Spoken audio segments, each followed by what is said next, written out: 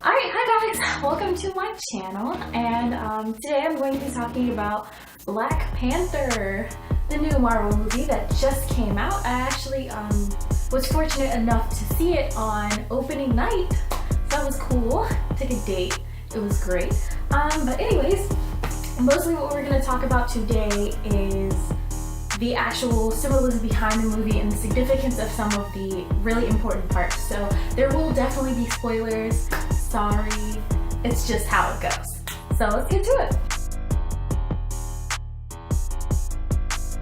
The first subject that we're going to be talking about is Killmonger, and who is the villain of the movie, and his significance and what he represents. So Killmonger is a really interesting character to me personally because he kind of represents a lot of the anger that Black people have towards America and the world in general.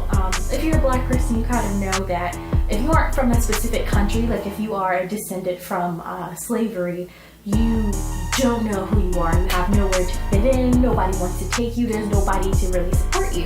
And pretty much every other race and ethnicity, they have something at least. Like if you're Indian, you can't go back to wherever section of India that you're from. If you're Irish, you can go back to Ireland. You've got something to hold on to, and Killmonger doesn't have that. And his father was killed, his heritage was kind of taken from him, so he kind of represents that part of Black people, and as a whole how kind of angry we are that we're all kind of suffering, that we're pretty much all oppressed, that everything sucks. So yeah, he's a pretty important character.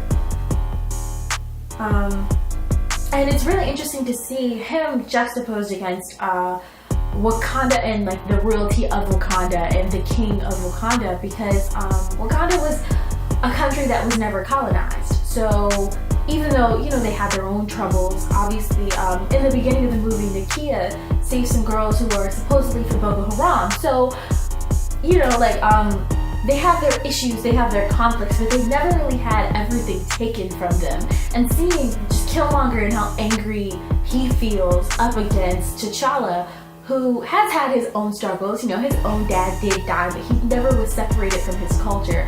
It was a really nice kind of what we could have been type thing.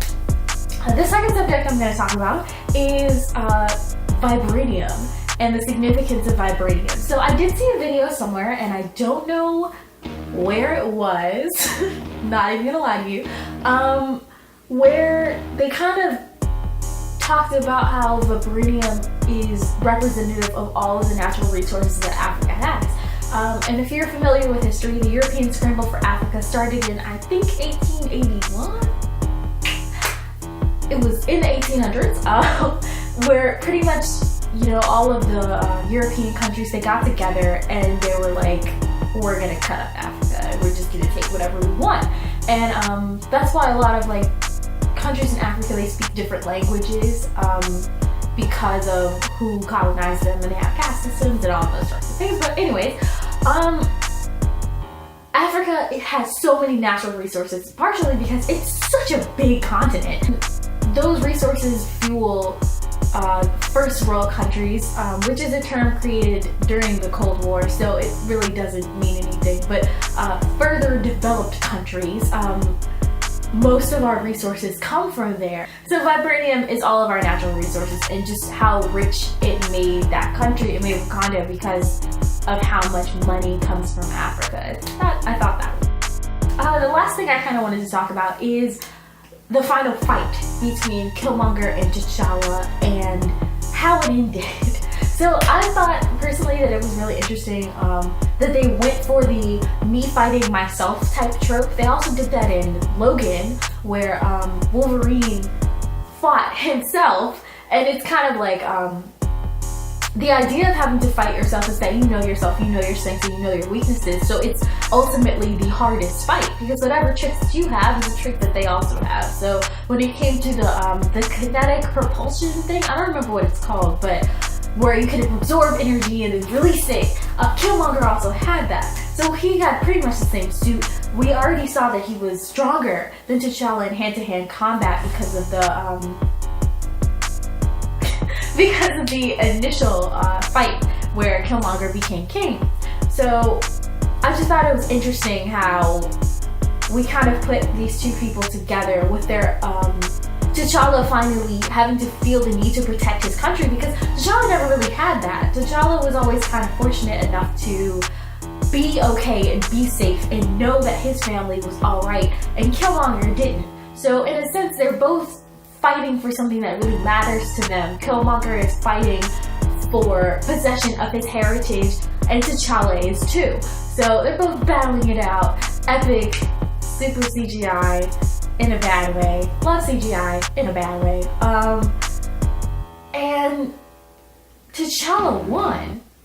And he was like, you know what, we can save you. And he said, I would rather die than be imprisoned. And that was like super, like, for people who know about slavery, you like end of the movie, because they went through this whole trope, which is honestly terrifying, especially with the whole, anyways, it's terrifying to me personally how you can create this message that Black people are angry, because we are. Even if we're not like visibly angry, as a people we are angry, because we still deal with a lot of these things. But when you say that, and you say, you know, we want to weaponize ourselves, and we want to arm ourselves, and that is terrifying, because people already are looking for a reason to make us not exist. And they fixed the message. You know, because T'Challa was all, we don't need to help nobody, we good, we poppin', we just stay by ourselves. And Killmonger was like, no, we need to arm everybody, we need to take it back, we need to destroy the world just like they destroyed us, blah, blah, blah, blah. And they switched it to buy back your communities. You ever wonder why Jewish people own all the property in America? That's how they did it. Support your communities, put money and education into your communities. And while they did this extremely incorrectly, because honestly I feel like if you bring a spaceship to the hood, that's not a good idea. It's just not a good idea. But anyways, just that was a great message, especially to end this great Afrocentric superhero movie, because there have been other Black superhero movies, okay? I remember Hancock, everybody talks about Blade, yeah, those are the two that I can think of. But this one was different. It wasn't African American, it wasn't alcoholics and really cheesy vampire things. I don't know anything about Blade, but it was set in Africa. It had Afrocentric themes. They had African based accents. All of the characters had African names. Like, I would name my son T'Challa. I would do it. I definitely would. Somebody needs to stop me. So I just thought, you know, it was a great movie. It was wonderful, especially for Black people. It was great to have something that you can feel proud of, that reminds you of something that you feel like you lost. And as somebody who has a really Afrocentric name myself, it was just really cool to hear names like Okoye and T'Challa and Nakia. Yeah.